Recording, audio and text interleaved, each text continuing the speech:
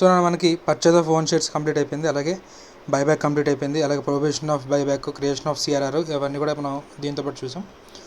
Next ఫర్ఫీచర్ of shares చూద్దాం మనం. So ఫర్ఫీచర్ of shares అనేది నథింగ్ బట్ ఎవరైనా షేర్ హోల్డర్ కనుక calls in arrears, calls make చేయకుండా, కాల్స్ పే చేయకుండా అలా డిలే చేసుకుంటూ వెళ్తూ ఉంటే ఇంకా చివరి అస్త్రం అనమాట. ఇంకా రైట్, ఇంక మరి కంపెనీకి మరి డబ్బులు అవసరం, వాడేమో డబ్బులు పే చేయట్లేదు. సో అటువంటిప్పుడు ఏం చేయాలి, వాడి షేర్స్ క్యాన్సిల్ చేసేసి నథింగ్ బట్ ఆ షేర్స్ని కంపెనీ స్వాధీనం చేసుకొని దాన్ని వేరే వాళ్ళు ఎవరికైనా అమ్ముకుంటుంది. సో ఫర్ఫిట్ చేసిన షేర్స్ని ఎవరికైనా రీఇష్యూ చేసుకుంటుంది. సో ఫస్ట్ అయితే మరి వాడికి అలాట్ చేసిన వాడి పేరు మీద అలాట్ అయింది, ఆ అలాట్మెంట్ని రివర్స్ చేయాలి కదా. సో అలాట్మెంట్ రివర్సల్ చేయడాన్ని మనం ఇక్కడ ఫర్ఫీచర్ ఆఫ్ షేర్స్ అంటున్నాం. సో ఇక్కడ మన స్టాండర్డ్ ఫార్మాట్, ఆర్టికల్స్లో ఆథరైజేషన్ కావాలి, resolution to be passed is board resolution. ఒకవేళ బోర్డు కనుక బోర్డ్ కమిటీకి, ఎందుకంటే ప్రతి చిన్న విషయానికి కూడా బోర్డ్ ఆఫ్ డైరెక్టర్స్ అందరూ కూర్చొని మాట్లాడుకోవడం కుదరదన్న. బోర్డ్ ఆఫ్ డైరెక్టర్స్లో వాళ్ళు డెలిగేట్ చేసుకుంటారు పవర్స్ని.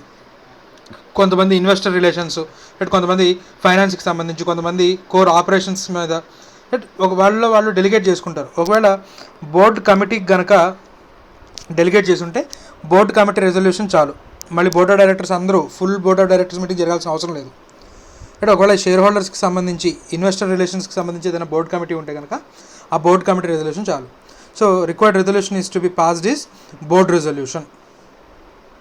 రైట్, రీజన్ వచ్చేసరికి ఖచ్చితంగా only non payment of calls. ఇంకా ఏ పరంగాను, ఇంకా ఏ రూల్స్, ఇంకా ఏ రీజన్ పరంగానూ ఫర్ఫిట్ చేయడం కుదరదు. Right, only one and only reason non payment of calls. Right, ఇంకా ఏ రీజను చూపించకూడదు. కంపెనీకి వ్యతిరేకంగా పనిచేస్తున్నాడు, లేకపోతే కంపెనీకి సంబంధించిన కంపిటీటర్ కంపెనీలో షేర్ హోల్డర్గా ఉండి ఈ కంపెనీ ఇన్ఫర్మేషన్ లీక్ చేస్తున్నాడు. సో ఇంక ఏదైనా సరే ఏ రీజను కుదరదు. ఫర్ఫీచర్ ఎలా జరగాలి, only non payment of calls. Right, అలాగే ఆర్టికల్స్ ఆఫ్ అసోసియేషన్లో ఏవైతే రూల్స్ చెప్పారో ఆ రూల్స్ పక్కాగా కంప్లై అవ్వాల్సిందే. రైట్, సరే, కంపెనీ ఇంకా లాస్ట్ నోటీస్ పంపించాలి నాన్న. ఆల్రెడీ అందరితో పాటు అందరికీ కాల్స్ పే చేయమని చెప్పి ఒక నోటీస్ పంపించింది, ఆ నోటీస్ వేరు. అది కాకుండా కాల్సిన ఏరియర్స్కి రిమైండర్ పంపుతూ ఉంటుంది, ఇంకా మీరు పే చేయలేదు అని. ఆ రిమైండర్ వేరు, నోటీస్ ఆఫ్ ఫర్ఫీచర్ వేరు. రైట్, నోటీస్ ఆఫ్ ఫర్ఫీచర్ అలాగే రిమైండర్. సో రిమైండర్ ఏంటి, మీరు పే చేయడం మర్చిపోయారేమో, రైట్, పే చేయండి అని. నోటీస్ ఆఫ్ ఫర్ఫీచర్ చాలా క్లియర్గా మెన్షన్ చేయాలి. ఇంక ఇదే మీకు చివరి రిమైండరు. ఇక్కడ నుంచి ఈ స్పెసిఫైడ్ డేట్ లోపు మీరు కాల్స్ కనుక పే చేయకపోతే మీ షేర్స్ని ఫర్ఫీట్ చేస్తామని చాలా క్లియర్గా రాయాలి. అందుకని ఇదే మీకు చివరి రిమైండర్ అని చెప్పి రాసేసి రైట్ నువ్వు ఫర్ఫీట్ చేస్తానంటే కుదరదు. చాలా క్లియర్గా అందులో వార్నింగ్ ఉండాలి. దాని అర్థం అదే కదండి, ఇదే చివరి రిమైండర్ అంటే దాని అర్థం ఫర్ఫీచరే కదా, ఇది మళ్ళీ దాన్ని స్పెసిఫిక్గా రాయాలా, అది ఇంప్లైడ్ కదా. అలా ఇంప్లైడ్ నోటీస్ ఇస్తానంటే కుదరదు, చాలా ఎక్స్ప్లిసిట్ స్టేట్మెంట్ ఉండాలి. Right, there should be a explicit warning that shares will be forfeited if not paid with in the specified date. Right, so ఆ specified date minimum 14 days notice issue చేసిన దగ్గర నుంచి minimum 14 days notice ఇవ్వాలి. ఎందుకంటే కొంతమంది directors ఏం చేస్తారంటే ఇవాళ నోటీస్ ఇచ్చి రేపటికల్లా డబ్బులు పే చేసేయాలని చెప్పి చెప్పారు, పే చేయకపోతే ఇమీడియట్గా ఫర్ఫిట్ చేసి రైట్ వాళ్ళకి బోర్డ్ ఆఫ్ డైరెక్టర్స్ ఎవరికి కాలిస్తే వాళ్ళకి ఇష్యూ చేసుకోవచ్చు నాన్న, రీఇష్యూ చేసుకోవచ్చు.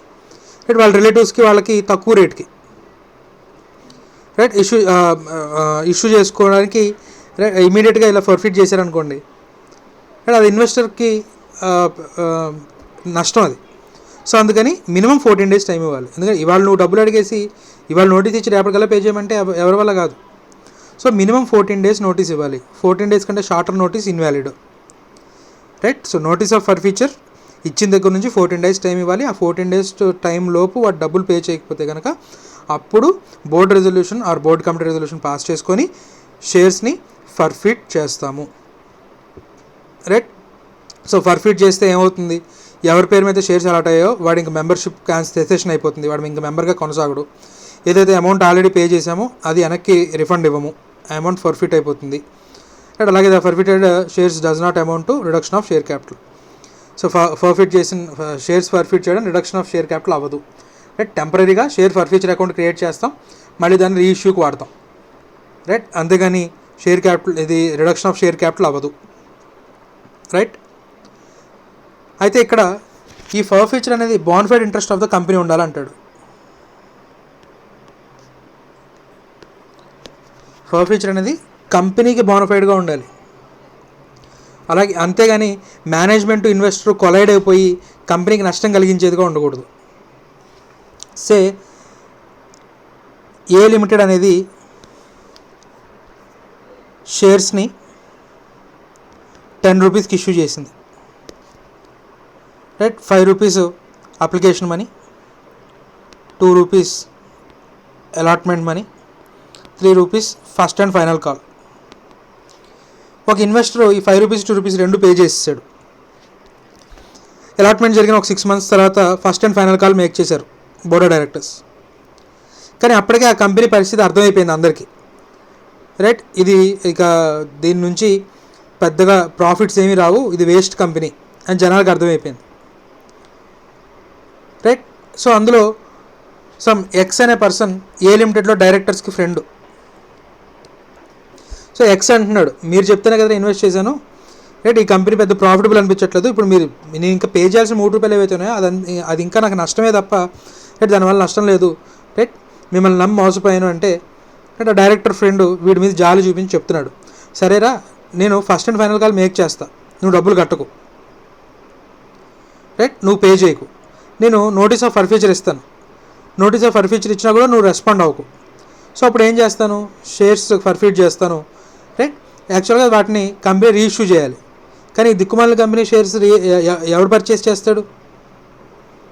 రైట్, అంటే ఇది కంపెనీకి నష్టం కలిగించేది, అలాగే కొంతమందికి లాభం కలిగిస్తూ కంపెనీకి నష్టం కలిగించేది. ఇలాంటి టైంలో ఇది కనుక ప్రూవ్ అయితే, ఇలాంటి కేసు కనుక ప్రూవ్ అయితే ఆ ఫర్ఫీచర్ ఇన్వాలిడ్ నాన్న. రైట్, ఇలాంటిది కనుక ప్రూవ్ అయితే ఆ ఫర్ఫీచర్ ఇన్వాలిడ్. సో ఫర్ఫీచర్ అనేది bona fide interest of the company. అంటే ఎవరైతే డైరెక్టర్స్ షేర్స్ని ఫర్ఫిట్ చేద్దాం అనుకుంటున్నారో ఫర్ఫిట్ చేసే ముందుగానే పర్చేజర్ని వెతుక్కొని ఉండాలి. షేర్స్ కొనడానికి ఎవరు ఇంట్రెస్ట్గా ఉన్నారో చూసి వాళ్ళని ఐడెంటిఫై చేసుకొని అప్పుడు ఫర్ఫిట్ చేయాలి తప్ప రైట్ ఏదో ఒక పర్సన్కి లబ్ధి చేకూర్చేలాగా షేర్స్ని ఫర్ఫిట్ చేయడం కుదరదు. రైట్, సో నెక్స్ట్ది surrender of shares. Surrender of shares అంటే ఇక్కడ కంపెనీ తనంతట తానుగా షేర్స్ క్యాన్సిల్ చేస్తానంటే ఫర్ఫిట్. అలా కాకుండా మెంబరే రైట్ ఇంక నేను ఈ షేర్స్ మీద నేను ఇంక ఎటువంటి కాల్స్ మేక్ చేయలేను, నేను పే చేయలేను, రైట్ కావలిస్తే మీ షేర్స్ మీరు వెనక్కి తీసేసుకోండి అని మెంబరే వచ్చి వెనక్కి ఇచ్చేస్తుంటే దాన్ని సరెండర్ అంటాం.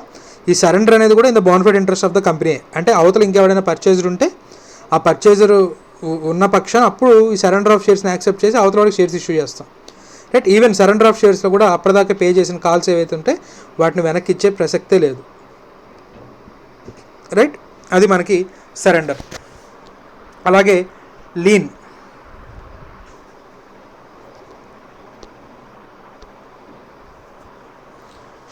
Lean on shares.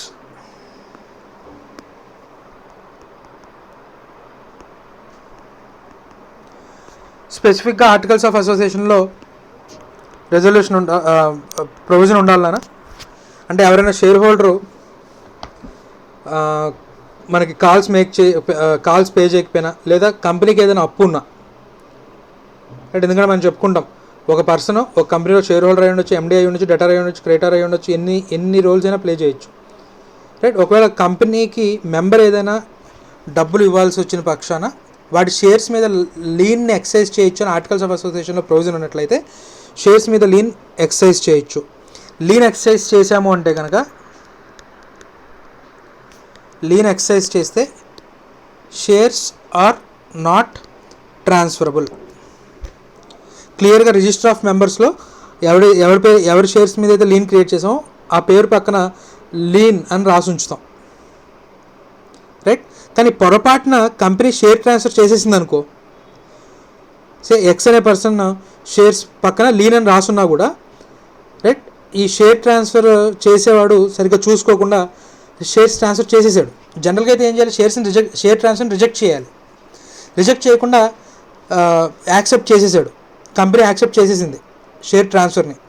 ఎవరైతే కొత్తగా ఎవరైతే షేర్స్ కొనుక్కున్నాడో వాడికి షేర్ సర్టిఫికేట్ కూడా వెళ్ళిపోయింది. ఇప్పుడు ఏవైతే ట్రాన్స్ఫరీ చేతిలోకి వెళ్ళిన షేర్స్ అవుతున్నాయో అవి ఫ్రీ ఫ్రమ్ లీన్ అన్న. రైట్, లీన్ ఎప్పటివరకు ఎక్సైజ్ చేయొచ్చు? ఓన్లీ షేర్స్ ఎవరి పేరు మీద ఉన్నప్పుడు షేర్స్ మీద నువ్వు లీన్ ఎక్సైజ్ చేసావో వాడి పేరు మీద ఉన్నంత కాలం మాత్రమే లీన్ ఎక్సైజ్ చేయగలం.